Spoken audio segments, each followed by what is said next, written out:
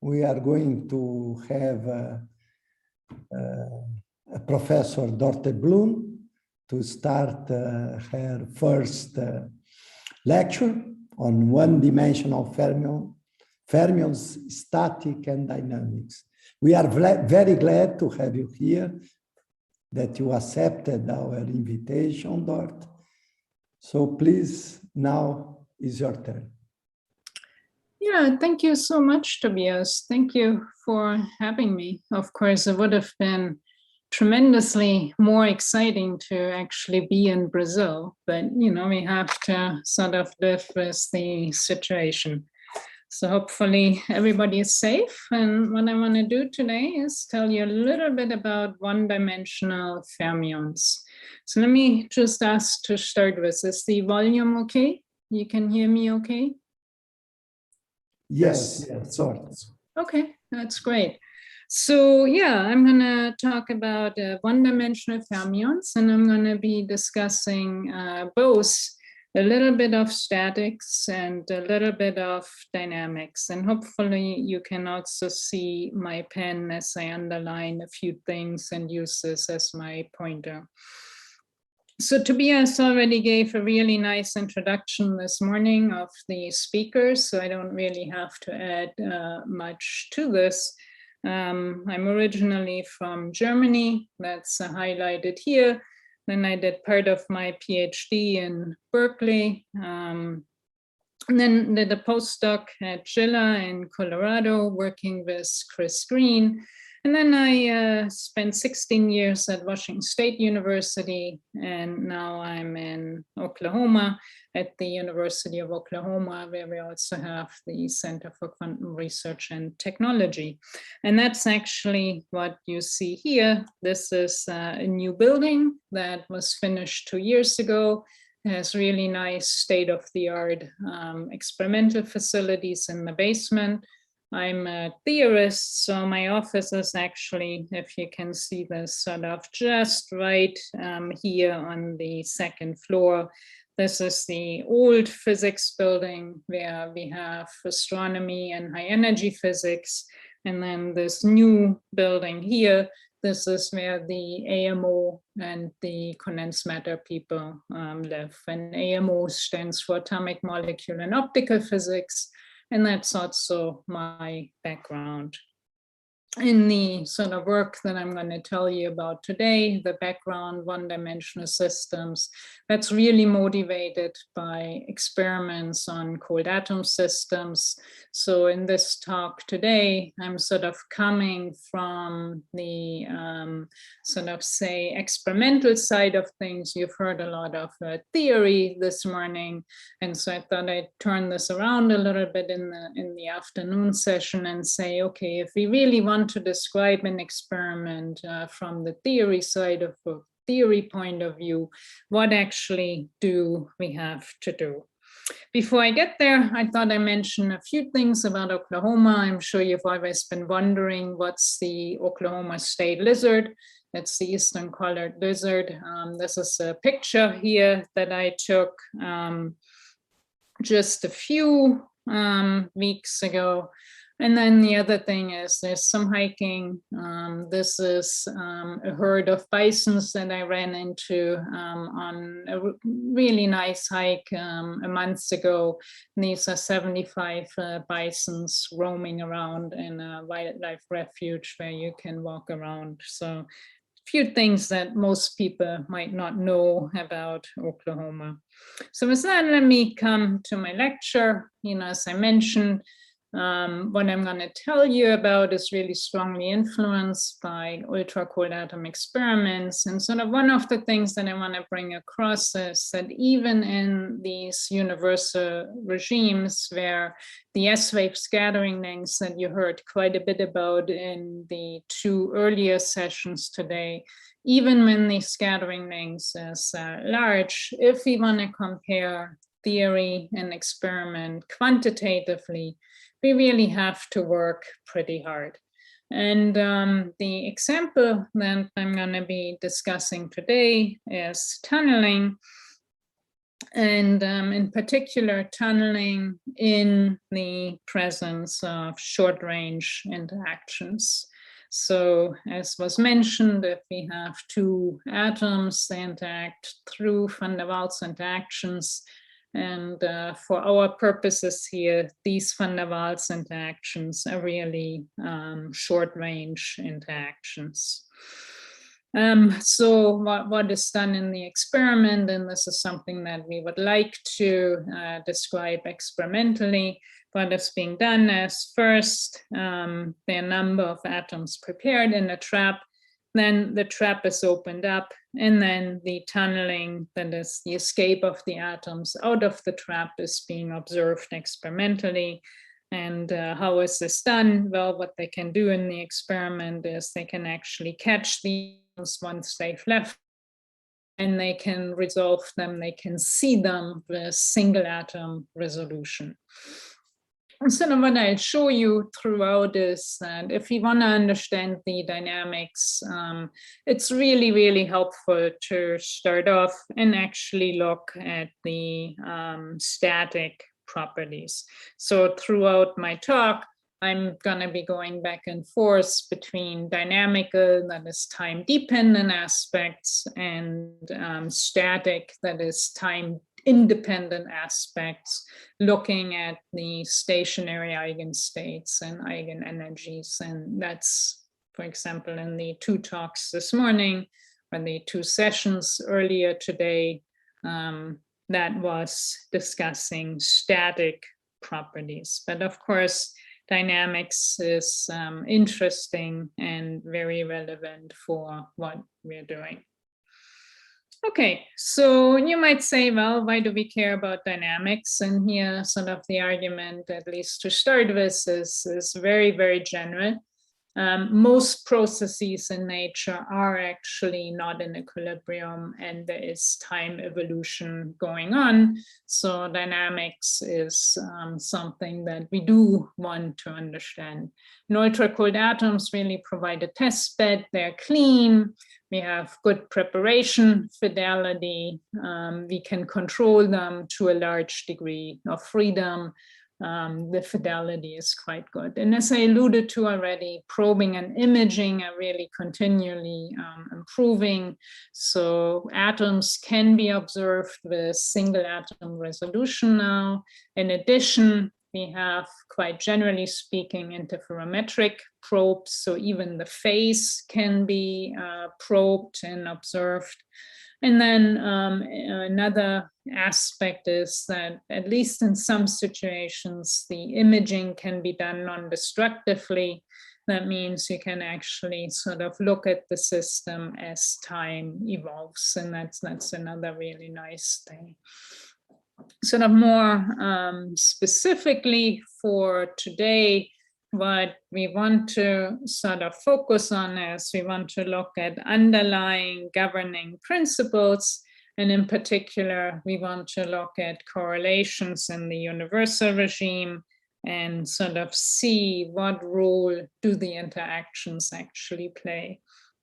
And when I'm talking about universal regime, at least for today, what I have in mind is that the 3D S-wave scattering lengths, I call this either A3D or AS, that scattering length in absolute value is much, much larger than any other length scale in the problem. For example, larger than the effective range and larger than, say, the inverse wave number. So that's sort of the length scale that's set by our scattering or by our energy. So we're really sort of working, at least today, in the regime where we only have to worry about the S-wave scattering lengths. And, you know, as I said, what we're going to do is we're going to go from the 3D system to the 1D system. So somehow we need to go from a 3D scattering length that you heard about earlier today to a 1D scattering length or 1D coupling constant. And I'm going to be calling the one decoupling constant G1D, and I'll talk about that a little bit more as we go along.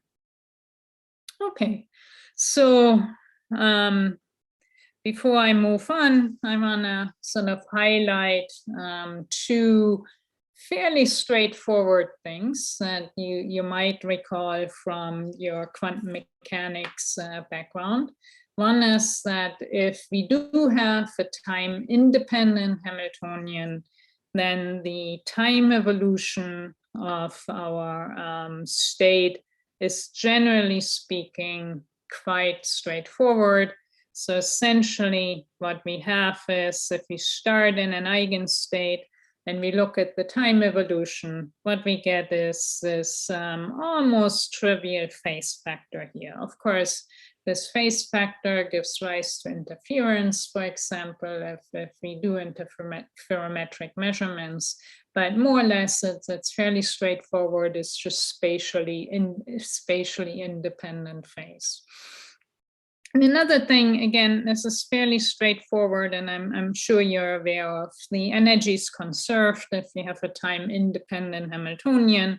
And so even if we think about some initial state that's a superposition of eigenstates, then what we have is essentially some wave packet dynamics that we can think about as the time evolution of our eigenstates. And so each component of our wave packet simply gets this phase factor tagged on.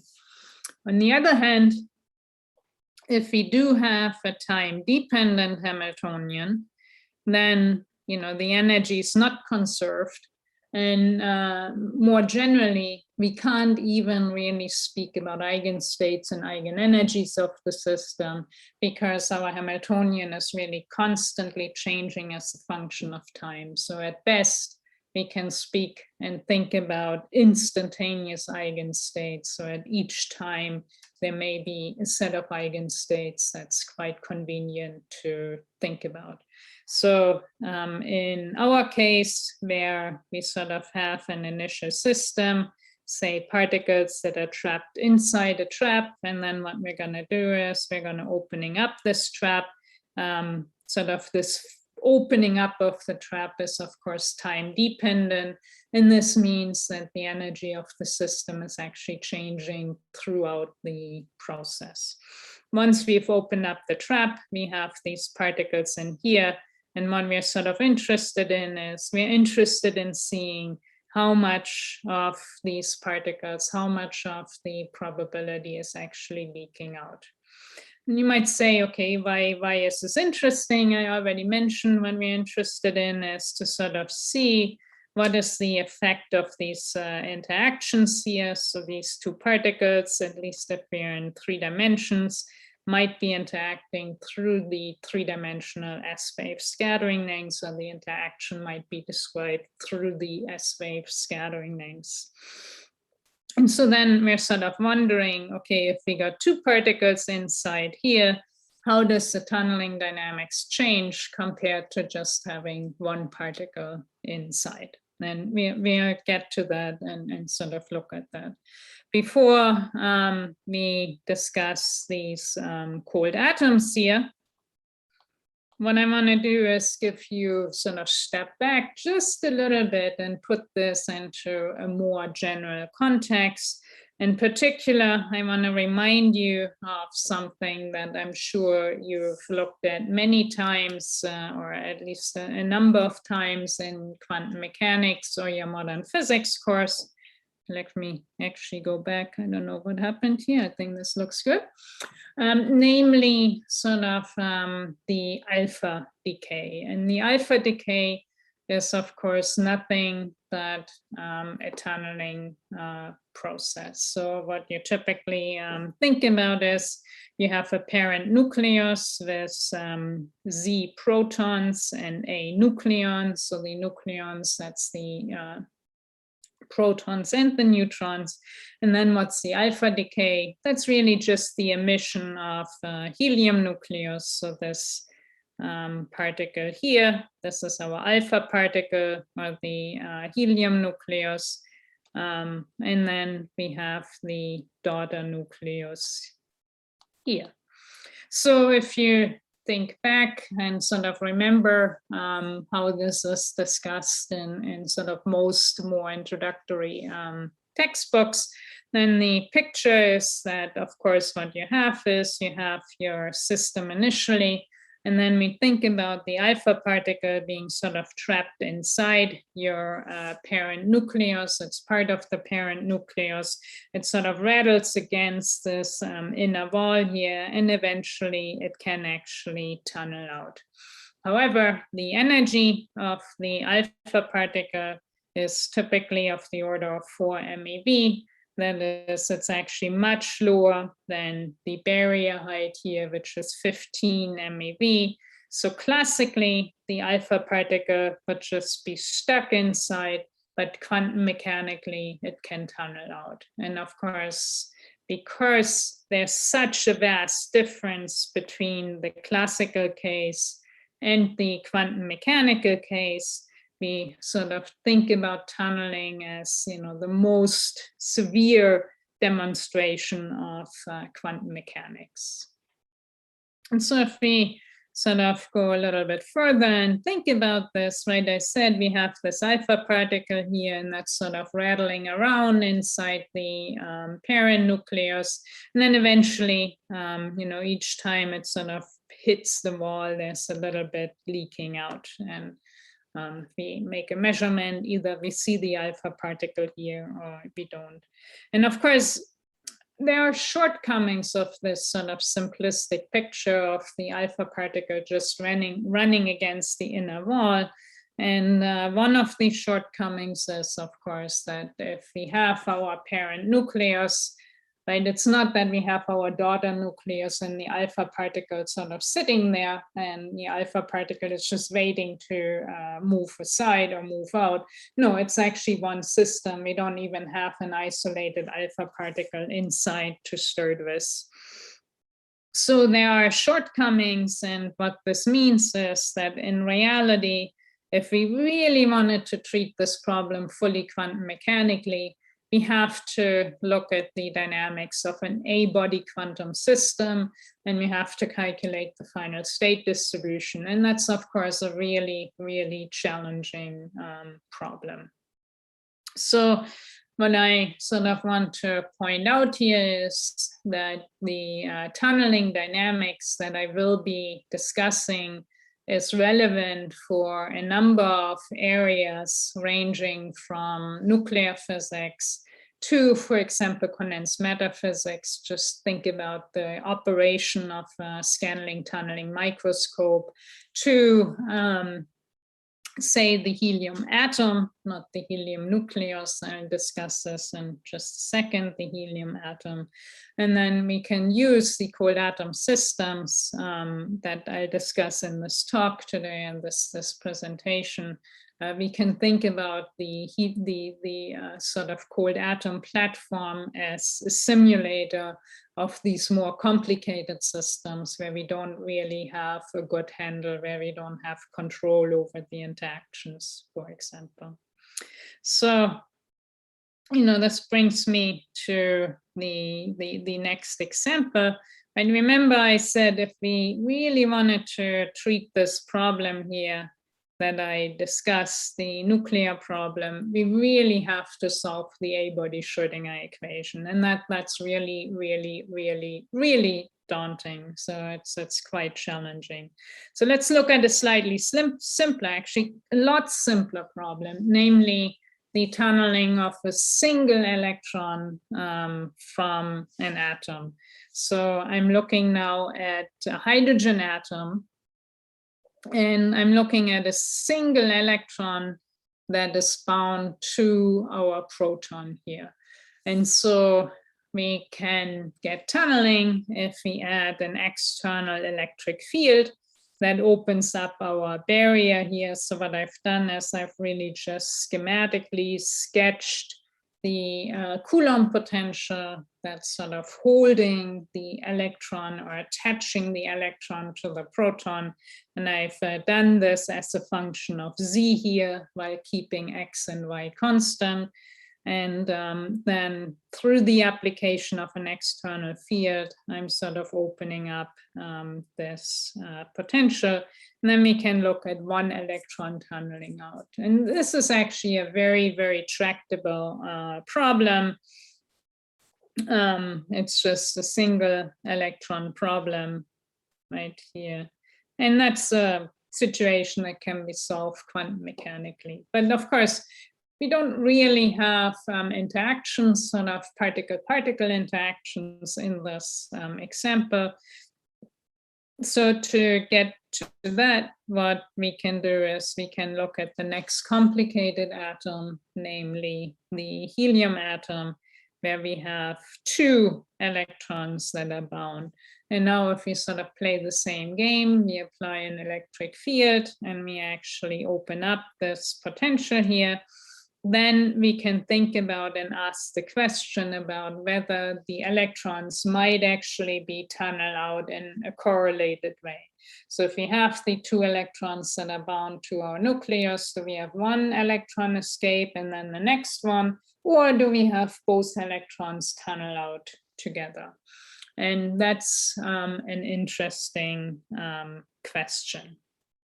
Another interesting aspect of this that I do want to point out and discuss a little bit, if we actually take this electron here and say the electron is actually tunneling out and the electron is being observed here on the right-hand side. So we have the electron here and we measure the, say, energy of the electron, then the measurement is actually serving as a sort of probe of what was happening and what does the system look like inside. And so by doing these tunneling measurements, we are actually doing a kind of spectroscopy. And so we can refer to this as tunneling spectroscopy. And this is really important because in general, we don't really have, at least in this electronic case here, we don't really have microscopes that would allow us to look immediately and directly at these processes. So the tunneling by itself is sort of the probing tool that we have. And this tunneling spectroscopy that is also used in cold atom systems, and I will come back to that later on. Okay, so this is sort of a bit of the motivation, and now you might say, well, what does this have to do with the cold atoms? This is a picture, images, sort of sketches from the Experimental Physical Review Letters article that I'm motivated by in this presentation. And so what they did is they actually realized cold atoms. They prepared two ultra cold atoms. These are actually atoms here in two different hyperfine states. And they trapped these atoms, then opened up the trap, and then looked at the tunneling out of the trap.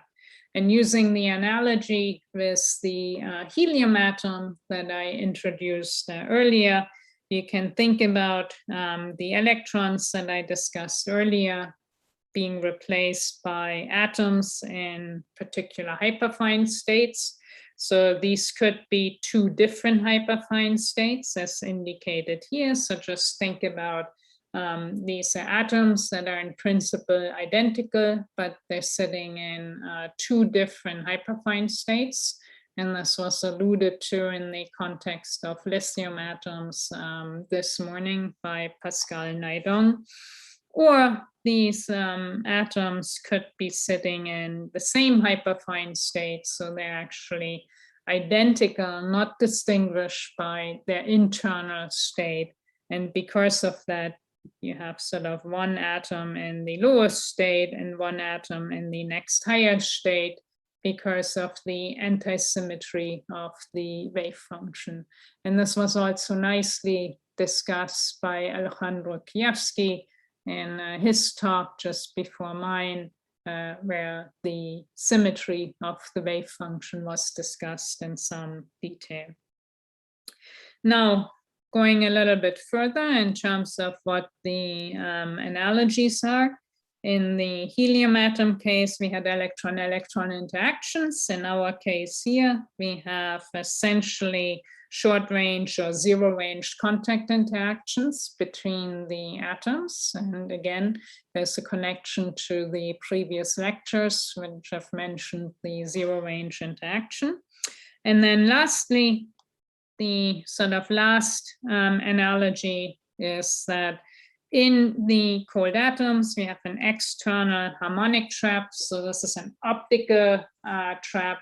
So the atoms are actually held optically in place. And in the case of my helium atom, the electrons are bound to the nucleus due to the Coulomb interaction. So this is sort of the analogy.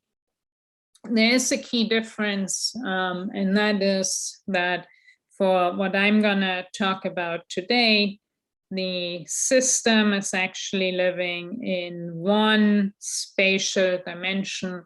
So we're only going to look at the dynamics along the z direction. We're not looking at the dynamics in the x and y direction. Those are frozen out by basically just confining the atoms very, very strongly in those directions that essentially they can't move. They can only essentially move along a line. And that's just the beautiful thing of these cold atom systems, that we can manipulate them and we can sort of experimentally realize one-dimensional systems, effectively two-dimensional systems, three-dimensional systems, and even sort of objects that live in what we call mixed dimensions, where one particle might move along a line and other particles might move in a plane. So it's really sort of it's a nice toolbox. But as I mentioned, this toolbox you have to be very careful with. That is, if you really want to connect theory and experiment, then you really do have to be extremely careful. Okay, so, just to sort of summarize where we're at right now in the sort of discussion. As I said, what I want to do is I want to look at tunneling properties, so dynamic properties of one-dimensional few atom gases. So each atom is a point particle. I don't care about the makeup of my atom. It's just a single sort of point. That's how I'm going to treat it.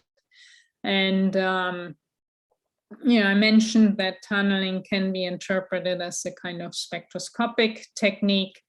And quite generally, tunneling is sort of a weird quantum mechanical process or phenomenon, and that's quite interesting. And I point out a few things about tunneling that you might not have been fully aware of. So let me just stop a second and ask, are there any questions up to this point, sort of the motivation of what we're trying to do? Is the system setup clear? I don't see Doerte, but I have a question that was motivated by, you said this about this, incredible possibilities that you have with the cold atomic traps to go to 1 dimension, 2 dimension, 3 dimension, mixed systems, but can you be in between 1 and 2 or 2 and 3? So these transitions, have been observed some curious phenomena when you start to play this game. Yeah, people have definitely gone, so it's just a few particles from essentially something that's a bit more spherically symmetric, and then sort of squeezing the system to make it more 2D or more 1D. And so we would think about those systems as quasi one-dimensional or quasi two-dimensional. And so in sort of this transition regime, even though you have one direction that has sort of a lower energy or larger length scales, you still need to account for the other directions. In what I'm going to talk about, we don't have to do this. We don't have to worry about the extra dimensions, except for when we calculate the coupling strength, sort of how strongly the atoms interact along the sort of single low energy direction. But there's certainly regimes where you do have to take into account that the motion is not fully frozen in the other directions. And that is very interesting. Yeah, okay. Great. So let me move on and sort of introduce the details a little bit more. So, right, what we want to do is we want to look at the tunneling. So we need to write down our Hamiltonian. We have kinetic energy, we have potential energy. So quite generally, if we have a single particle, we don't have interactions. So all we have is we have the potential energy, which is the trapping potential. And that's what I've actually shown here. Before we lower the potential, we have this blue confining potential. And then, so we sort of look at a single particle inside here. And we look at, we want to understand how the particle or a portion of the wave packet is moving outward. And so we're sort of interested in looking at what's the flux outside, to leak out as the wave packet leaks out of the trap. And just one thing right away that's sort of interesting is, at least from a conceptual point of view, if you think about your system and you put it, you want to simulate this numerically, you put this in a box, right? And if you do simulations, you need sort of an end of the box, and you have your flux. So, say there's particle flux going to the right. Eventually, it's going to hit the wall of your box, and that means it's going to come back and get reflected. And so if you don't do anything and you're not careful, then what will happen is you have your particle leave the trap, and then it's going to get reflected and come back and get sort of deflected back into the trap. And we don't want this. So what we use is, we actually use absorbing boundary conditions. So say in this particular case here, if our system extends out to here, and this is the end of our numerical box, then as opposed to sort of saying, well, we can have flux and we can have the particle hit this wall and then get bounced back. What we do is we sort of introduce, if you want, a numerical region here. And it's sort of having a vacuum cleaner that sucks out all the flux. And so we're sort of, let me use a different color here. It's getting a little bit messy, but what we do is we basically take this flux and we damp it so that at the end we don't have anything hit this wall here. And so it's just like we take out things, and this allows us to go to very long times. And why do we need to simulate long times? Well, you can see this very, very easily here. And as we said earlier already in the example of the nucleus, we have sort of our, in that case, our alpha particle that's rattling around inside the parent nucleus, and has to do this many, many times before it actually gets out. And so in our case, we have our wave packet, and there's a little bit leaking out. And we basically have to go to very long time scales. So the leaking out of the trap is very, very small. So sort of typical trap scales might be a kilohertz. And at the end, we go to about 1,000 milliseconds or so. So much, much longer than the natural time scale of our trap. Okay, so that's for a single particle, just very simply. If we have two particles, then we would have the confinement of the first particle, the confinement of the second particle, and then we have the interaction between the two particles.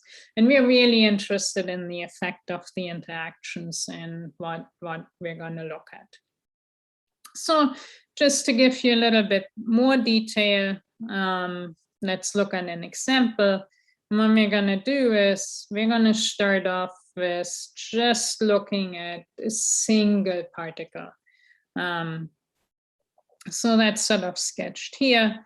We start off with a trap that's, again, this is sort of mimicking what is being done, what was done in experiment. We start off with a very high trap, and the single particle is placed in this trap. It's sort of pretty much a wave packet. Sort of think about the trap being harmonic around the bottom here, and then we just place a harmonic oscillator wave function here. And then the trap is lowered in about 2 milliseconds. So again, that's sort of what's being done in the experiment. And this is more or less adiabatic. So this is, this might not seem very much to you. It's quite short, but for this physical system, this is actually a slow time scale. And what this means is that essentially, as you lower this barrier, the particle is just going to spread out a little bit. So you see it's a little bit more extended on the right here. And then what we do is we wait much, much longer and monitor the flux out of the system. So this is what I mentioned earlier. We go to about 100 to 1,000 milliseconds. And during this time, you can see this here a little bit, the wave packet, the particle sloshes around a little bit. And, during each millisecond or so, you see a tiny bit of flux going out this way. And that's what we're going to look at. So we're sort of going to watch as a function of time, how much of the particle is inside and how much of the particle has already leaked out or tunneled out. And so, in principle, this sounds pretty simple. You just do your simulation, you watch how much sort of moves out of the trap. And if you've done a little bit of sort of looked at tunneling before, then what you expect is that this leaking out of the trap is just an exponential process. And indeed, that is what we see if we and I go in a little bit more detail in a second. That's what we see. Here's the probability to be in the trap and as a function of time. And if you look on the scale, essentially what you see is you actually see a nice exponential decay. The green results here are taken from an experimental paper. That's this work here, published in 2012. They really measured the tunneling of a single particle out of the trap. And then the sort of puzzling thing, at least to start with, for us was that if we use the parameterization of the confining potential of the trap potential, then what we get is, in fact, this blue curve. So the green are the experimental results, and the blue is what we get, and it does not agree. And so we puzzled a little bit about this for a while. We were not the only ones puzzling about this. It turns out that the experimentalists, when they did this beautiful work, parameterize their trapping potential, and it's given in this way. So there's this first portion here, this part, that's essentially coming from the fact that there's an optical trap, so it's sort of a laser beam, a Gaussian laser beam that holds the atoms. And then there's the second part here, this piece, which essentially introduces the tilt and sort of opens up the trap. And in the experiments, it's a little bit tricky to directly measure both the strength of this optical trap and also this tilt here, or if you want, how quickly you change the magnetic field, sort of introduce this opening up of the trap. And it turns out that the way the experimentalists sort of determined both this value here and this prefactor here was by performing WKB calculations. And some of you might be familiar with WKB calculations. This is a semi-classical technique. It's quite beautiful because you don't have to sort of solve the full dynamics. And I've sketched this a little bit here. You have this sort of tunneling integral, and then according to semi-classical theory, what you assume is you say this needs to be quantized, and then that gives you your basically quantization energy. And once you have that quantization energy, you can calculate this tunneling coefficient and this frequency. So the key point here is it's a semi-classical theory. And it turns out that if you do this, sometimes the tunneling rate turns out to be too large compared to the full quantum calculation. And sometimes it turns out to be too small compared to the full quantum calculation. And so what we did then is, right, we wanted to sort of work and realize or sort of describe the experimental situation. And what we realized is that if we want to look at correlated tunneling, so we want to describe the tunneling of two particles out of the trap, we really need to have the right trap parameterization. And so when we do the full calculations and then sort of adjust these parameters, we actually get very nice agreement with the experiments. And this is sort of one example that I wanted to show, just to give you a sense of how you have to work pretty hard to get agreement between theory and experiment. So the upshot of this is that with this calibration, we felt like we really we've understood what the experimental group is actually doing. And then if we have this exponential decay, we can actually extract this gamma and we can characterize the tunneling. And again, this is very simple at the moment. It's the tunneling dynamics of a single particle. So we get nice agreement. So now let me show you one other thing about this exponential tunneling. Again, it's 1D, a single particle. So it's not very challenging to do. You have to propagate according to the Schrödinger equation, but that's okay. What we do see is, and again, it's very common that at the beginning, the decay is actually not completely exponential, because right, if you look at your system, if the trap is changing as a function of time, you're sort of, the system feels there's something going on, there's a non-equilibrium situation, it's responding to it. So you actually see short time dynamics that is different from an exponential decay. And then the other thing is, in this regime, in the long time regime, if you look very carefully here, what you see is that actually they're very, very small, tiny oscillations on top of here. And these tiny oscillations, look at the scale here, are highlighted here. So what I just want to point out is that when we say tunneling is simply exponential decay, then that's correct in an overall broad sense, but there's actually quite a few details on the tunneling dynamics that is interesting, but is also extremely hard to observe. But I thought it is interesting to note and to point out what one actually sees in the full quantum calculations.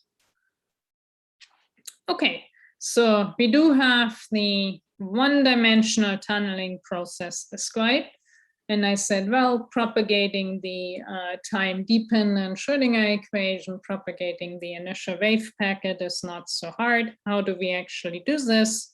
This is sort of an overview of what we actually do. We take an initial state, say at time t0. We want to obtain the state at time t. So what do we need to do? We need to operate with the time evolution operator that's given here. In general, this is our time evolution operator. If our Hamiltonian is time independent, then this is what we're left with. So in practice, what we're going to do in our calculations is we choose our time window pretty small. So we choose this energy, this time difference. So we divide our time when we want to move in time, and we divide this into small time steps. And over each time step, we actually assume that our Hamiltonian is time independent. And then we have two different approaches to do the dynamics. One is we can expand the operator in terms of Chebyshev polynomials, and I'll talk about that just a little bit more. And the second approach is, which so I should emphasize, this first approach here works beautifully, but it does not actually work for zero-range interactions. So if we do want to use zero-range interactions, we have to put in the right propagator, and we do that within the split operator approach. So let me tell you just a little bit more about both of these techniques. And I should also emphasize that there are many, many, many ways to do the time dynamics. So these are just two methods that we've been using to describe this dynamics. So how does this expansion in terms of Chebyshev polynomials work? So we have our time evolution operator, it's given here. And what we do is following work by Tel-Elzer and Le Forestier, what we do is we actually expand this in terms of Chebyshev polynomials. And there are a number of really, really nice things about these Chebyshev polynomials, especially if you sort of normalize your energy window. One is there's a nice recursion relationship to generate these. And the other thing is that if your system has pretty nicely behaved, you don't actually need very, very many polynomials here. So generally speaking, you don't need many terms in your expansion, and that really speeds up the dynamics. The other thing that's really quite nice is that compared to, say, the split operator approach, you can really take large time steps. The larger your time steps, so you just sort of jump from one step, from one time to another. The larger your time step, the more terms you actually need in this expansion here. So it sort of, makes sense. If you make a larger time step, you can sort of think about your system is changing more, and to describe this change more, this larger change, you sort of need to know more about your system, and that's encapsulated in some sense in this expansion here. So it's really quite efficient. It's a nice technique, and it works beautifully for smooth potential. When we have zero-range interactions, which is really something we would like to do, because then we don't have to worry about effective range corrections. We are sort of naturally simulating the universal regime. If we use zero range interactions, the way we do this is we actually use the propagator. So we have the wave packet at time t, and to get the wave packet at time t plus delta t, we use this propagator here. And this is really important. This part here, this what we call reference propagator, now really contains both the kinetic energy and the two-body zero-range interactions. So we're essentially accounting for the zero-range interactions analytically and exactly, and the split operator approach is sort of taking care of the confining potential, the solution without the confining potential, and then again, the confining potential. So again, the nice thing is that we can do this, that this works for zero range interactions. This approach requires tremendously small time steps because our integrand is really oscillating extremely quickly. But this is really the only method that I know about for doing the time evolution for a zero range potential. Okay, so what have we done so far? I told you, okay, we can do the time evolution. So this approach that I just discussed works for two particles as well. We've calibrated our trapping potential. So we are ready now to look at two particles tunneling out of the trap. And to describe this, what we need is we need interactions. And so we want to prepare our two-particle system, and we want to work with fermions. So the question is, do we want to use lithium-6, or do we want to use lithium-7?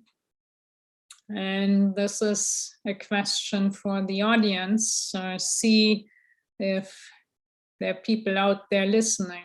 What's your suggestion? Sorry, Doerte. Hello, Doerte? Can you say that again, Tobias? So yes, my internet is trembling. Could you please repeat? Okay. It's frozen, yeah, it's frozen. Okay. So we're ready now to treat interactions. So we want to look at the two-particle system. And so I want to work with fermions, and say I have lithium available. That was already discussed this morning by Pascal. And I want to work with fermions. So do I use lithium-6 or do I use lithium-7?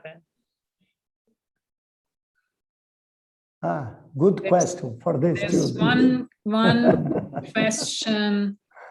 Yeah. Okay, so great. This is awesome. Okay. We have interaction in the chat. Okay, there is Denise, lithium-6, and then Yates. If we are using neutrons, should be lithium-7. So this is great. We have two contradicting speculations. Let's see if we can resolve this. So not both can be correct. So it is true, we are using neutral atoms, so no ions. So how do we think about this? Well, we can, before we give an answer and give the answer away, we can actually rephrase the question a little bit. Right, is lithium-6 a composite boson or a composite fermion? And then what about lithium-7? I mean, I sort of already had that in the first question, and I asked, okay, we want to work with fermions. So I'm now suggesting, okay, one of these is a composite boson and the other is a composite fermion. Okay, how do we figure this out? Well, let's think a little bit. What do we have? If we look at lithium-6, lithium-6 has 3 electrons. And what spin do electrons have?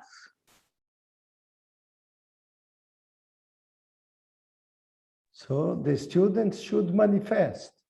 Okay, Okay. 1/2 each. So Okay. we have 3 1/2 spins, 3 neutrons, they have 1/2, and 3 protons, they have spin 1/2.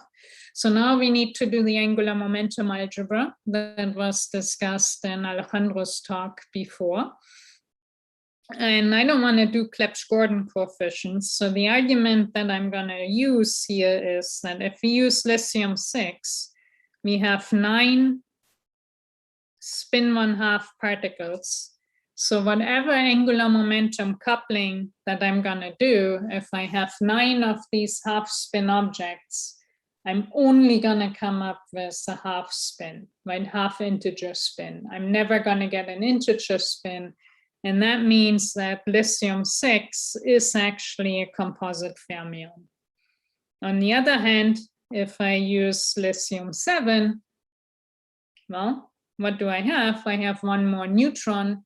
So this would mean I now have 10 spin half objects. And whatever I do, that gives me an integer spin. I'm not going to argue in terms of how do I add them up. All I'm saying is it's going to be an integer spin. So that's a composite boson. Okay, so we're going to work with lithium-6 because we want to work with composite fermions. We can actually go through the other isotopes, lithium, sodium, potassium, rubidium, cesium, just as well. And you'll see people work with typically both fermionic and bosonic species. Of course, not always. For example, in rubidium, I think rubidium-84 is actually radioactive, so you don't really see people working with that very much, at least not at universities.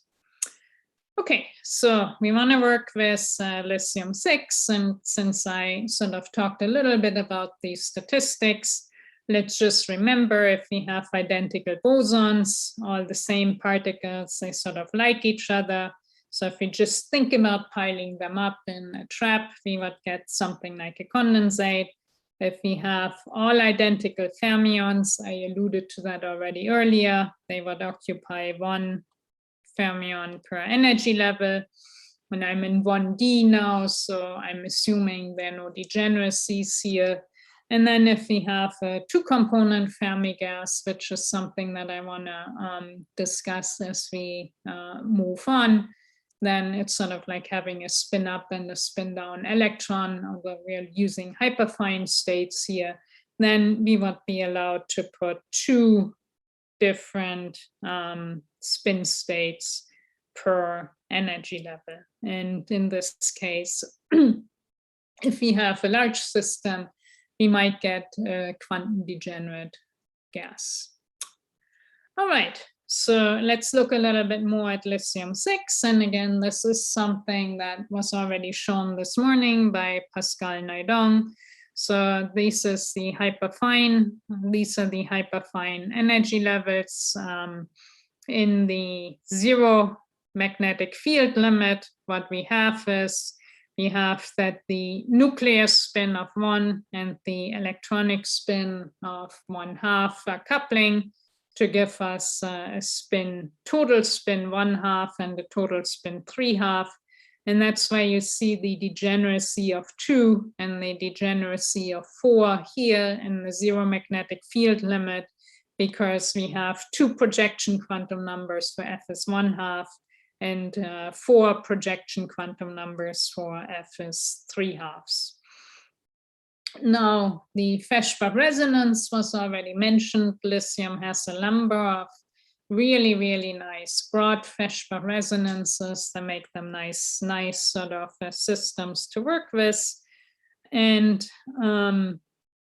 it turns out that if we work with this black spin state, this black one here, and the red one, we can access what's called the upper branch, and I'll discuss this a little bit more what this means. And if we work and put atoms in the black level and the blue level, then we can approach and realize the molecular branch. And sort of as we move around and sort of change our magnetic field in the lab, what changes the three-dimensional scattering lengths. And as I already mentioned to you, what we're interested in is a one-dimensional system.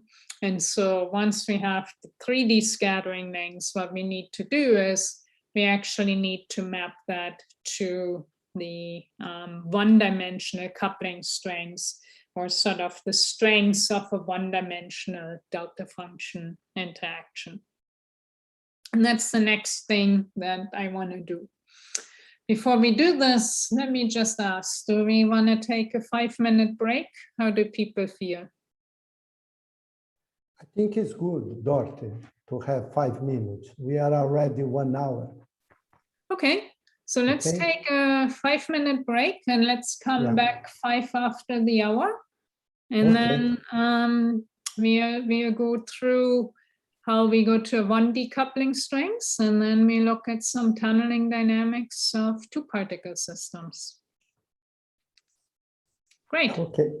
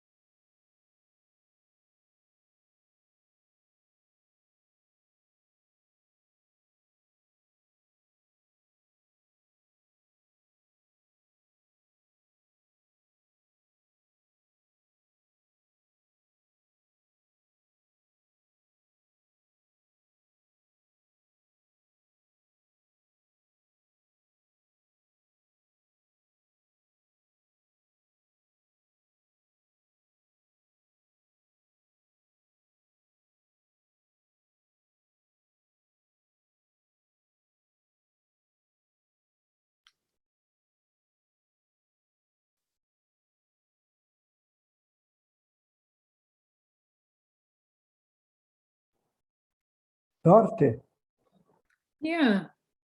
there is a question by Eloisa, and she's, can you see? Maybe. Yeah. Okay. So yeah, that's a good question about the why do the Chebyshev polynomials not work? So one way you can think about a zero range interaction is, right, it's zero range, which means it has a length scale of zero. And the length scale of zero means that you have an energy scale of infinity that's encapsulated in your interaction potential. And this means that essentially you need to have a propagator that can sort of capture up to an infinity of energy. So if you want to, just sort of step back a little bit, if you want to describe the zero range wave function with, say, harmonic oscillator states that are very smooth, then what you have to do is, you can do it, of course, because the harmonic oscillator states form a complete set, but you actually need to sum up infinitely many states. And so similarly, in the Chebyshev propagator, what you would have to do is you actually have to have infinitely many expansion terms. And, numerically, that's essentially not possible. So this is sort of a intuitive way of thinking about it, is that you would have to renormalize your delta function interaction to be able to use it within sort of this expansion scheme. And if you use renormalized interactions as sort of broad, smeared out Gaussians, then that might actually be a perfectly fine way to do it. But you have to use some sort of smeared out potential. Does that answer the question? Eloisa? Okay. Yeah, Okay. great. Okay, so let's just get back to where we left off. Does that sound good? So let's get back to the two-particle system. We need interactions. We now know that we want to use lithium-6, and we do know that these are the hyperfine states we want to use. So that's something you just have to sort of believe me, that if you put atoms into these two states, then we actually get a nice Feschbar resonance. And we can tune, and the experiments, they can actually tune the S-wave scattering lengths by changing the magnetic field strengths.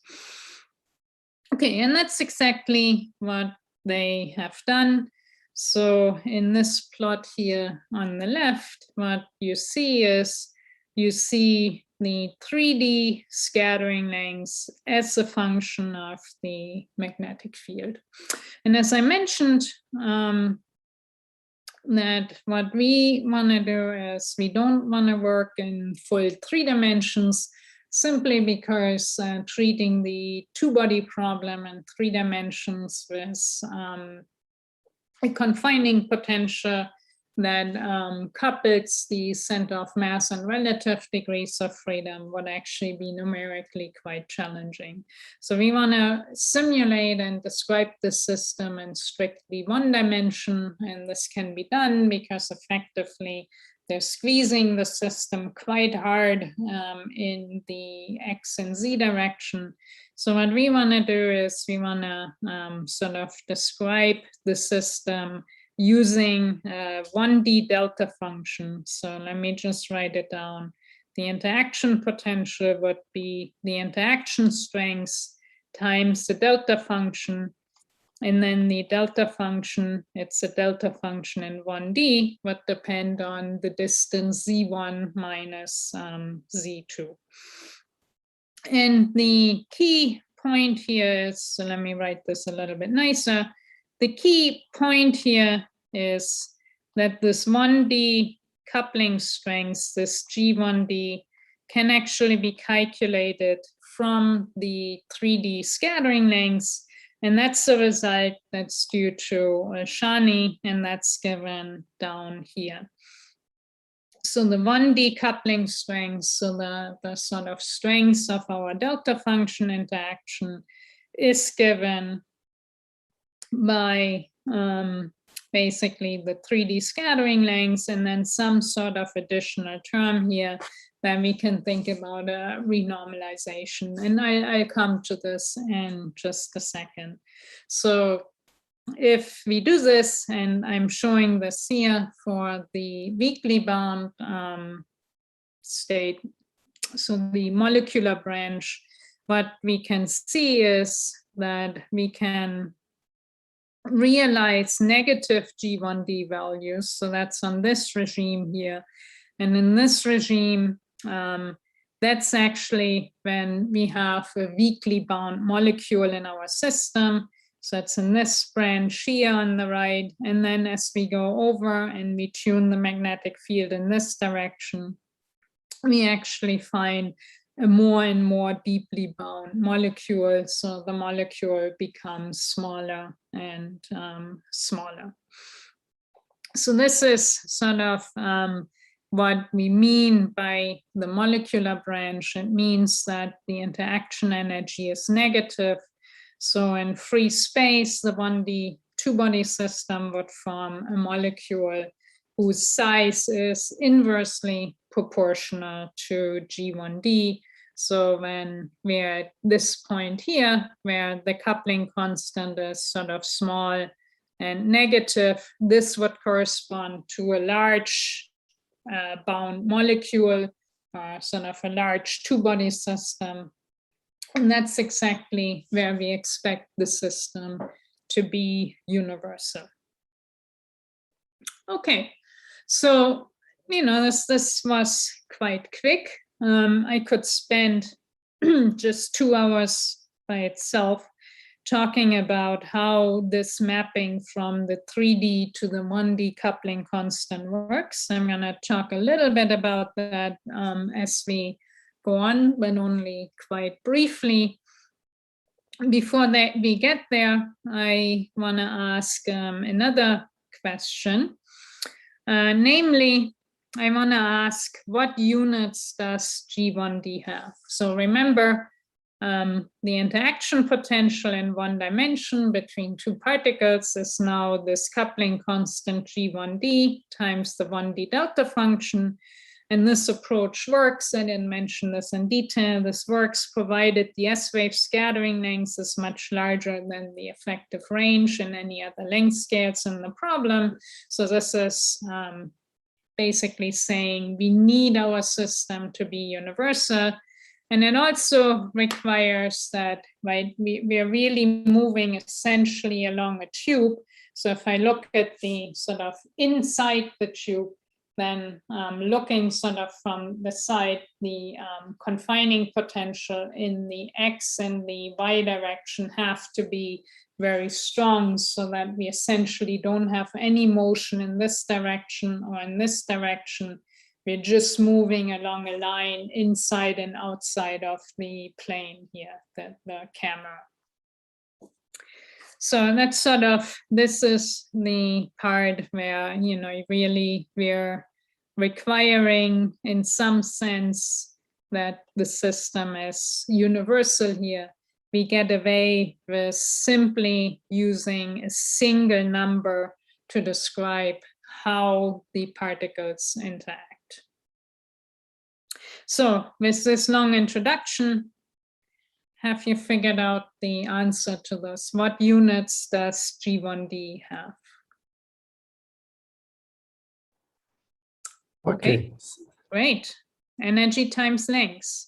Why does it have to be energy times length? Because our potential, of course, has to have units of energy, and the delta function potential, because it's 1D, has units of 1 over length. So G1D needs to have units of energy times length.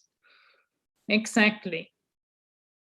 So let me ask another question. I said I could really spend sort of, a long time talking about the reduction from 3D to 1D. And what I've told you so far is I've said we go from the 3D S-wave scattering lengths to a 1D coupling constant, right? And then the other thing I said is, well, that's actually quite complicated. How to do this? And, Elshani in 1998 did really a beautiful job in sort of going through the math and introducing this. But just sort of intuitively and to provide a little bit more understanding, let me ask, which partial waves actually get scattered by this effective interaction? So we are in 1D now, and I call this an effective interaction. And then we started off with 3D, and we learned earlier in both Alejandro Kievsky's and Pascal Naidong's talks that in 3D we have an S wave, we have a P wave, we have a D wave, and so on. Now we're in 1D here, we have this interaction. What partial waves do we have, and which of these partial waves do get scattered? Any suggestions?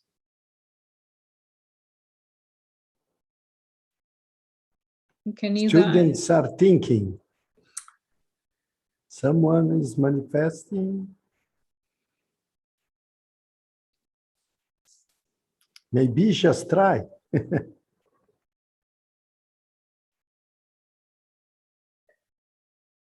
Okay, so while you're thinking, let me break this down a little bit and ask, okay, which partial waves do we actually have in 1D? Right, if I ask, okay, which one is being scattered by this potential, let's sort of first take inventory and see what partial waves do we actually have. Denise, Doerte, yeah, Denise great. Gave an answer. That's awesome. So, and I can include this. In 1D, we have even partial waves, and we have odd partial waves. And if I plot these just very schematically as a function of the distance, right, z is equal to z1 minus z2, I have an odd wave, it looks something like this. And of course, if I now place a delta function potential at this point, there's nothing that I can scatter. But if I have an even partial wave, so let's think about it, okay, my drawing is horrible, it should be symmetric. But again, if this is z, then I actually have an amplitude here, and my delta function interaction can scatter this. Okay, so the answer is the even partial waves to get scattered. Right? Only the even partial waves are being affected by the 1D delta function interaction. So in 3D, if we have S wave, or we have D wave, or we have G wave, then those, when we go to 1D, get described by this simple delta function interaction that I wrote down. If we were to start with, say, the P wave and F wave and H wave or whatever, then what we need is we need a slightly more complicated delta function interaction in 1D. It might look something like this. This is not the only way of writing it, but this has a little bit of similarity with this odd pseudopotential, or the pseudopotential that leads to odd wave scattering has a little bit of similarity with what you saw earlier today when you saw the pseudopotential that Pascal Naidong wrote down, the Fermi-Wang pseudopotential in 3D. Okay, we're dealing with S waves to start with, and we map them to even partial waves in 1D, and that therefore our pseudopotential has to be a 1D delta function potential. Okay, that's sort of what I wanted to just. Oh, okay, we have another question. How many partial waves should be summed to reproduce the non-partial wave potential in 1D? So I'm not sure I fully understand the question. So in our case here, we pretty much start out in the low energy regime. So in 3D, we really have just S waves. And then in 1D, we really just need an even contribution. Now, actually, this is sort of an idealized situation where we're assuming that to start with, the orbital angular momentum is actually a good quantum number. When we go to the scattering, when we go to the tunneling situation, it's actually a little bit more complicated. And the reason is as follows. As I told you, what we're going to do is we're going to go to 2 atoms in different hyperfine states. And because these 2 atoms are now actually distinguishable, this means that in general, we can have S, P, D, and so on partial waves in 3D. However, the interactions are such in 3D that none of these higher partial waves are significantly getting scattered. So if we're interested in the interaction effects, we only have to worry about the S-wave scattering lengths. And that means we only need the 1D sort of pseudopotential that I wrote down here. But our wave function will actually have both an even and an odd contribution. It's just that this odd piece will not get scattered. But we do carry this through in the case that we have 2 distinguishable particles. Does that answer the question, Kamya?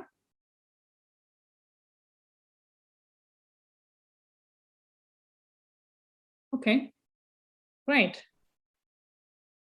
So let me just say, a little bit more about this reduction that I discussed. Remember, what I had told you is that, once you do all the calculation, you get this nice sort of renormalized interaction strengths, this G1D. So let's just think about this very, very sort of simply. And let's say, very naively, if we have a system and say we just look at, one of these tubes here. So let me pick out this one very elongated tube. And let's say in the X direction and in the Y direction here, let's say the trap is really nice and harmonic. Then at least ideally, what we would expect is that in the X direction, so this first 0 here stands for X and the second 0 stands for Y. So in the X and Y direction, we would essentially expect that our system is frozen. So we're looking at 2 particles now, is frozen in a harmonic oscillator orbital. And then what we can do is we can take our 3D pseudopotential, right, which we learned earlier is essentially the 3D potential. If we write it as a delta function, we can rewrite this as basically a potential in the rho direction and a delta function in the z direction. And that's exactly what I'm doing here. I have to be a little bit more careful and include a 1 over rho here. But if we do this and sort of break the 3D potential up in this way, then we could say to get our 1D interaction, all we need to do is we need to integrate over the rho and phi directions. And if we do that, then sort of assuming we are frozen in the X and Y direction here in this harmonic oscillator orbital. If we do this, then this is the 1D interaction potential that we find. So we do see this delta function, but what we see is an interaction strength that's just directly proportional to the S-wave scattering lengths. Now, strictly speaking, right, this is not true, because I showed you when Orshani did the full calculation, you see there's this extra term here, and we call this renormalization, or, and where this comes from is, this really comes from the fact that during the scattering process, when the two particles come close together, I told you, right, the delta function potential basically has infinite energy. During the scattering process, actually, the higher modes in the harmonic oscillator, the excited modes with N and M here, can get excited, and we have sort of virtual excitations to excited state. And these virtual excitations give rise to this renormalization. And what we see then essentially is that when, and that's something that you can see here, that when the 3D scattering length is infinitely large, that's not exactly when the 1D coupling strength is infinitely large. It's actually shifted a little bit. And that shift is referred to as the confinement-induced resonance. So if you ever hear this term, then that's simply referring to the fact that due to this sort of funny additional term, we actually have renormalization, and that shifts the interaction strengths of 1D versus 3D. But the nice thing is that this actually allows us to reach the point where this 1D scattering length, this 1D interaction strength, this G1D goes to infinity. And so in this plot here, this 0 point, that's exactly where our G1D goes into infinity, because I'm plotting the inverse of the two-body interaction strengths.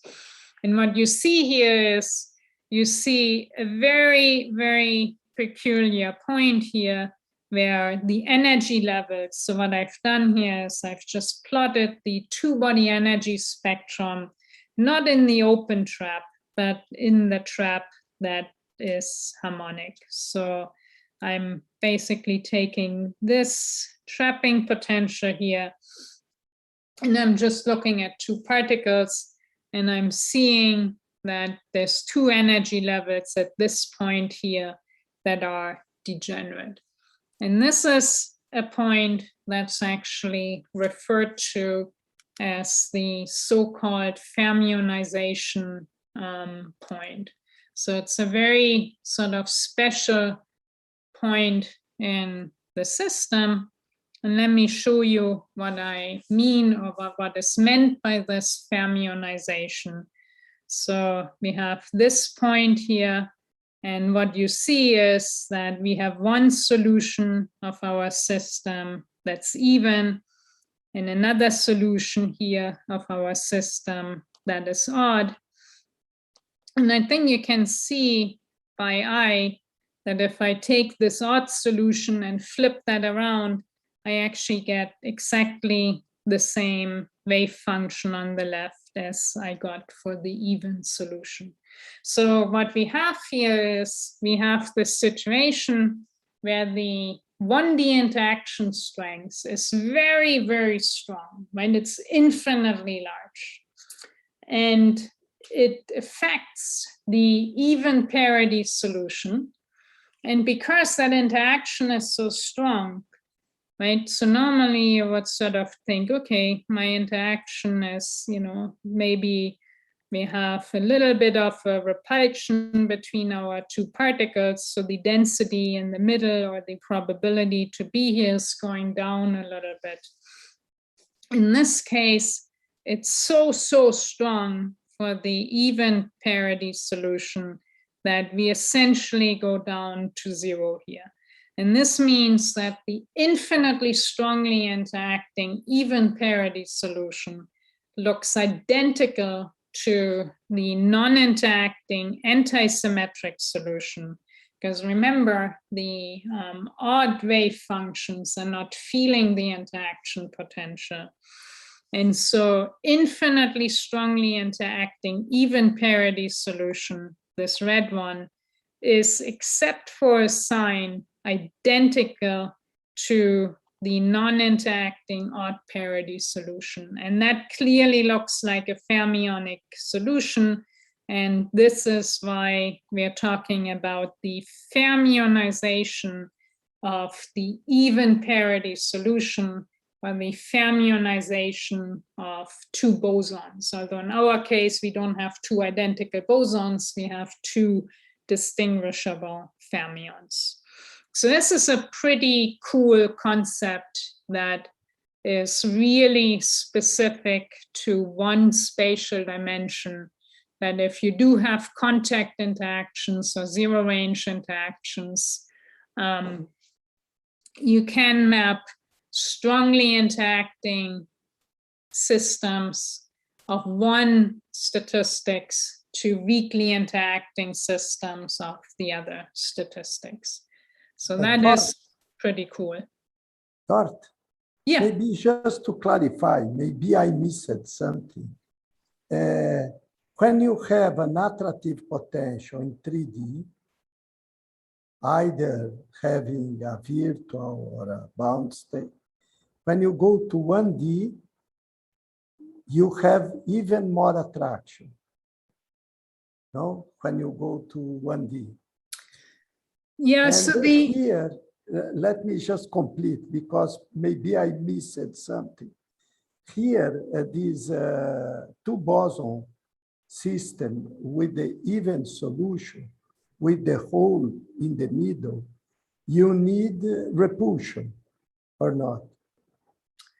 Yeah, so in this case, it's repulsion, and that's exactly right. I'm sort of sitting here on the upper branch, and there is also the molecular branch here that is of interest.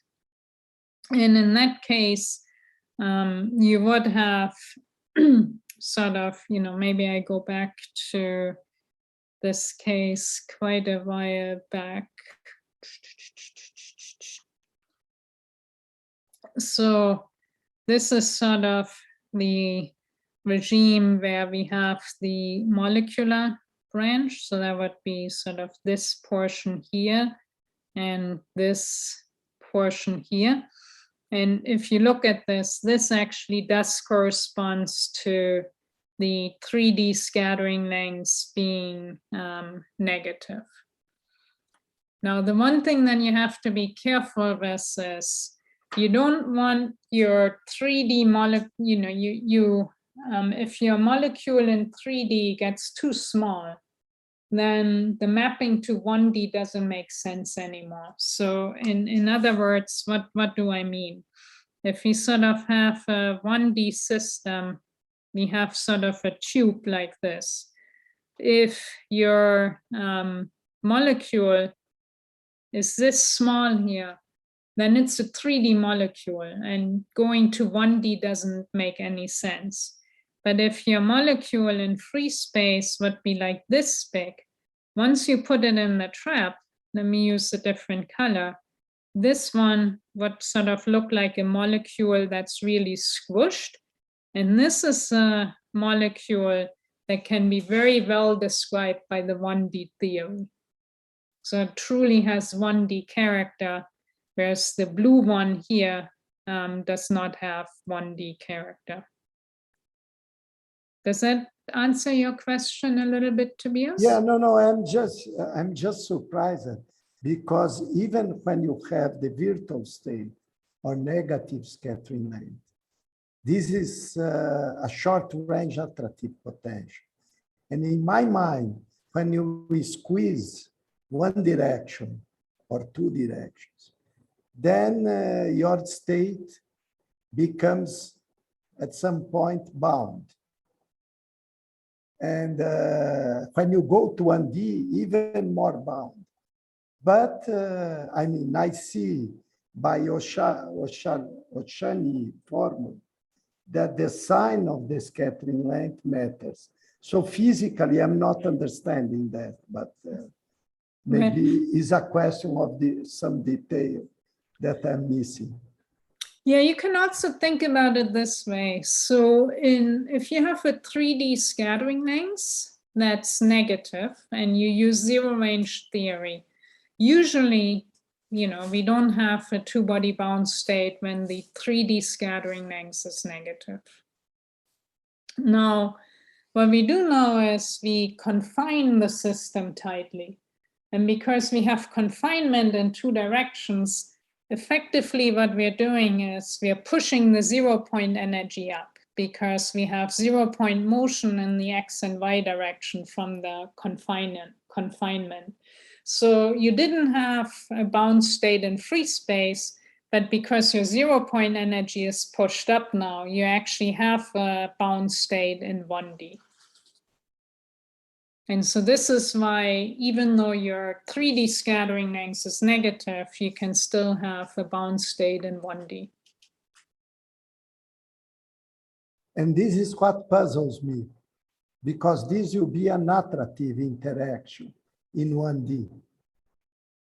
But you have a hole in your wave function for the two bosons. Yeah. This is what puzzles me. Oh, okay. So in of course, you would have this, that's the hole. But then if you go a little bit further, what you would really have is you would have this, right? Increase the interaction strength a little bit more. So this would be what we refer to as the supertongs regime. And now we actually have a molecular state sitting underneath, and that molecular state is sort of showing up where you can see its existence due to the nodes in the wave function of the upper branch. And so you can sort of see that in this plot here. So what I just sketched is what be in this point here. So if I go a little bit further, right? So at the red point here, I have a wave function that looks like this.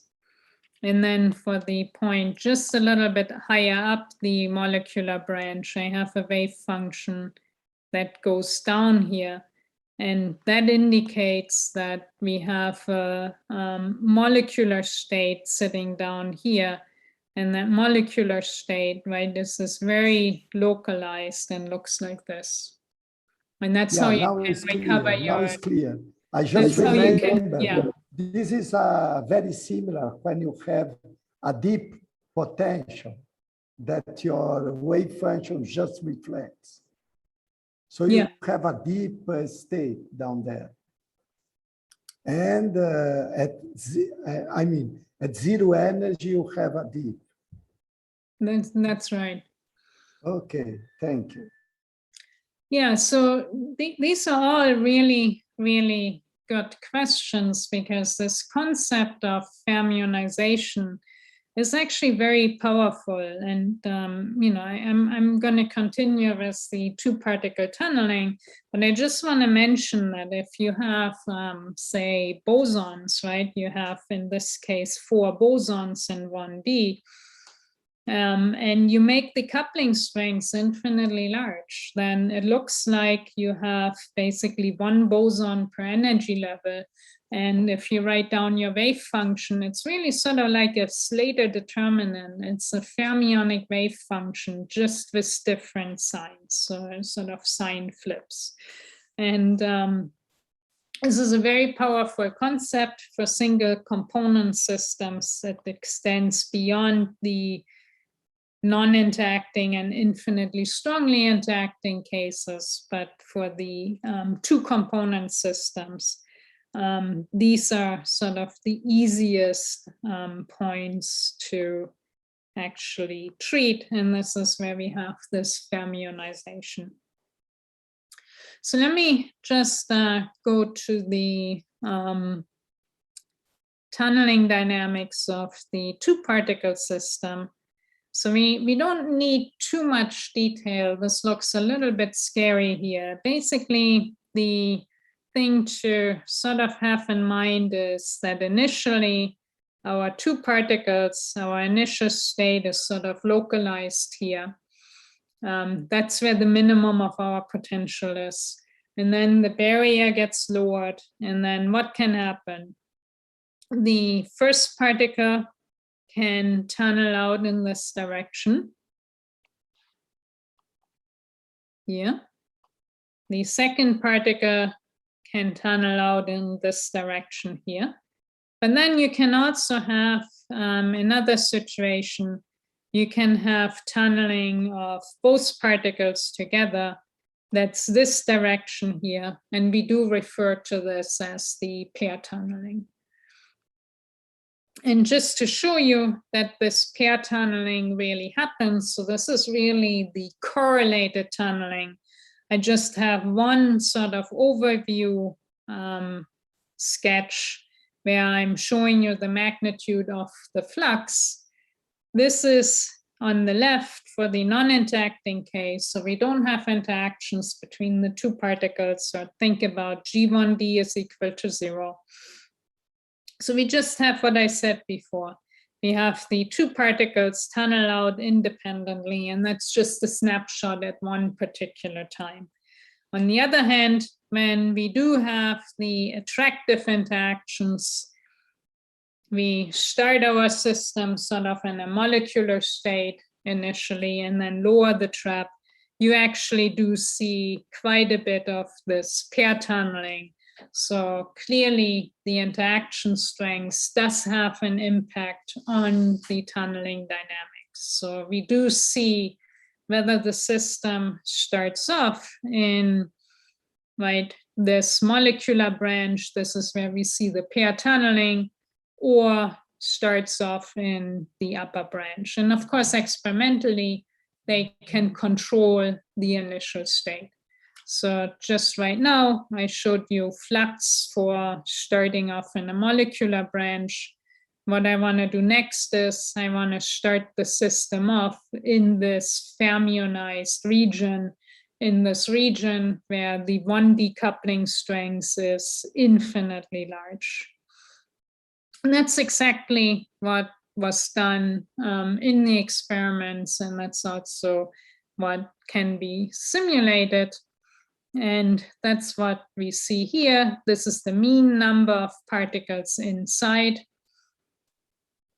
And we plot how much we've left inside as a function of the hold time. So we just look.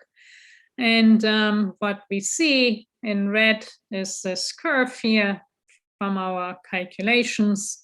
When we start the two particles up in the fermionized state, in the state that whose wave function looks in this, has this sort of funny shape.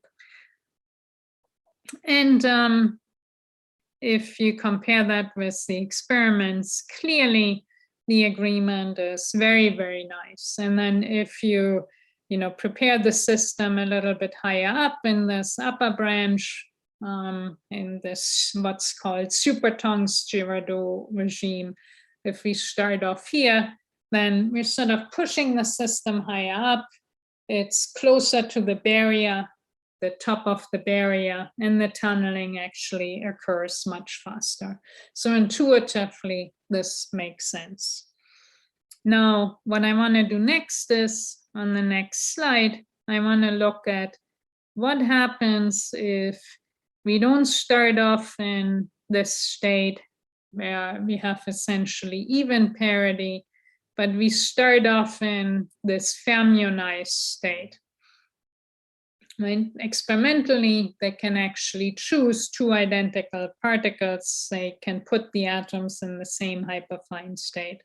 And that's shown here when in the experiment, they start with the two particles in the same hyperfine state, we see in our simulations, we see this green line. In the experiments, they see these green measurements. And so this is saying that to a very good approximation, whether you start off in the fermionized state, two hyperfine states, up and down in the wave function that looks like the blue one here, or you start off in the red wave function, two identical fermions, essentially the tunneling dynamics is the same. So as far as tunneling dynamics is concerned, the fermionized state, the even parity fermionized state looks essentially identical to the true fermionic state. And this is a confirmation of fermionization. Now you might say, well, okay, but even in these simulations, you see a tiny bit of a difference between the green line and the red line. Where does that come from? This comes from the fact that the hyperfine states are different. So in one case, we have the two identical hyperfine states. In the other case, we have two different hyperfine states. And the trapping potential does actually just a tiny, tiny bit depend on the hyperfine state that the atom is in. And we don't just see a small difference in the tunneling rate, we also see a bit of difference of this in terms of the dynamics. But let me skip this and just sort of give you a little bit of a preview or sort of overview of what else can be done, sort of going to more particles. I told you that in the two particle case, we have sort of a wave function that looks like this. Now you might say, right, this is one hyperfine state and this is another hyperfine state here. So in some sense, what we have is when we have these infinitely strong interactions, we actually have an ordering in our wave function. And it turns out that this ordering in the wave function can be extended to more particles. So it's taken from this reference here. So here they looked at a 3-particle state. And if you have 3 particles, one atom in one hyperfine state and 2 in another, you have ordering. And now if you open up the trap, right, sort of just imagine this trap sort of gets opened up here. That's exactly what we have down here. Then you can actually see that the particle that's sitting closest to the right is going to tunnel first. And so in this sense, you can actually look at the tunneling, what comes out as a spectroscopic tool of what did you have inside, what was the ordering previously. And in this work, they actually use this to sort of probe the magnetic ordering of the state inside the trap. So I'm not going to discuss this in much more detail, just sort of summarize here and say, tunneling is exponentially sensitive. Well, I mean, that's something we knew, but I sort of emphasize this again. Really, an accurate trap parameterization is crucial. 2 particles in one dimension is really a flexible and in quotation marks simple toy model. These calculations are actually much more challenging than you would imagine. And really to have direct comparison between experiment and theory requires a lot of detail. And we do really got to see single particle tunneling as well as pair tunneling. And this can now be used and has been used to look at magnetic ordering of states in the continuum and to look at spin systems. And there's really a lot of beautiful work out there by a number of people looking at magnetic ordering and also developing spin models based on this universal few body physics. So as I mentioned today, just talked about two particles. Ideally, what we would like to do, and so a graduate student in my group working on this right now, Kevin McFisher, we would like to go to more than two particles and to understand three particles, or maybe even four particles in the correlated tunneling dynamics. We do want to look at the static properties first, look at the energy spectra. And, just to give you an overview, if we look at three particles and we look at the full 3D energy spectrum, so this is clearly quite a challenge now. We just see an enormous zoo of energy levels here. We go to 1D, it looks a little bit simpler, but that's something that we will have to deal with if we go to more than two particles. But actually, if you look carefully and you sort of realize that not all these states are equally accessible in the experiment, you actually do see very nice agreement at the static level between theory and experiment, not yet tunneling, but this is looking at the two-body system, the three-body system, and the four-body system. And we're looking at energy levels as a function of the two-body interaction strengths. And we really see pretty nice agreement between theory and experiment. There's sort of different theories and different experimental results on here. The experimental results are taken from Gerhard Zorn's PhD thesis. So I just sort of show this to illustrate that there's a lot more that can be done beyond two particles.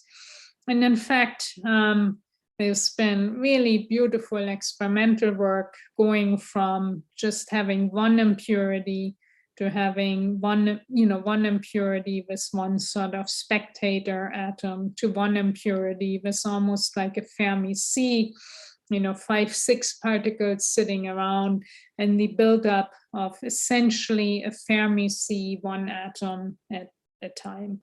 So I don't want to go into the details here, but I did want to give you a flavor that there is a lot more than just looking at the two-body system. But of course, that's the starting point. So with this, I'd like to thank you for your attention. And I'd also like to acknowledge the former graduate students who really worked on 1D systems with me. Ephraim Garashi, Jiang Chun Yen, and Cheng Ju Yin. I want to thank Kevin McFisher, who's currently working on 1D systems, and then Jochum's group at Heidelberg for really driving a lot of this from the experimental side. I think this is really a nice example for, theory meets experiment. We can do universal physics, and a lot of this low energy theory can be applied. So thank you. Thank you, Doerte. Really a great presentation. And I think inspired many of us, what you have presented.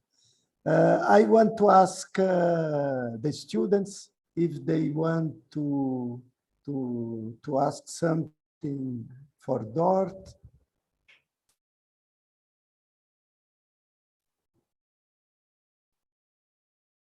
Feel free to unmute or feel free to put something in the chat. Yes, we are following the chat. I realize that this is the third lecture and it's been a long day, so I can yeah, no, but Denise is strong enough. He's asking you, Doerte. Okay. No, it's good that you put your email. How does the pair tunneling rate change if you change the sign of G1D? So, very sort of intuitively, you can think if your initial state, if the molecule, say, gets smaller and smaller, the binding is stronger and stronger. So the particles stick together more. And so the pair tunneling rate goes up. So this is sort of very naively thinking just in terms of the molecular size. And the size of the molecule is essentially given by the 1D scattering length, which is inversely proportional to the 1D coupling strength with a minus sign. So if the size of the molecule is smaller, then the G1D becomes bigger than in terms of opposite sign. Now, if you're on the molecular branch, the situation is a little bit different, because there, when you're in the supertongs regime, you can sort of think about the repulsion as some sort of anti-correlation effect, right? So the particles don't want to be close to each other. And so this means that the pair tunneling rate is going to go down. Okay, very clear. Someone else want to ask Doerte?